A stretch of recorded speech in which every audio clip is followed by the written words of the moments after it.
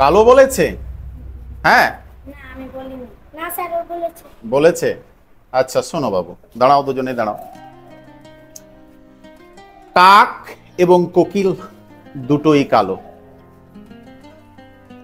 কিন্তু কাক যখন মুখ খোলে আর কোকিল যখন মুখ খোলে তখন বোঝা যায় যে কে মূর্খ আর কে শিক্ষিত।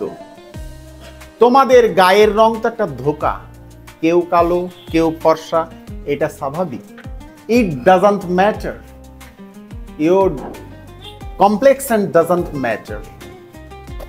তুমি যখন মুখ খুলবে তখনই বোঝা যাবে যে তুমি কতটা শিক্ষিত, তোমার কথায় কতটা মাধুর্য রয়েছে, তোমার ব্যবহার, তোমার কথাই হচ্ছে তোমার আসল পরিচয়, মনুষ্যত্বের পরিচয়। মনে রাখবে, কাক যখন ডাকে তখন মানুষ লাঠি নিয়ে তাড়ে, আর কোকিল যখন ডাকে মানুষ মন দিয়ে শোনে।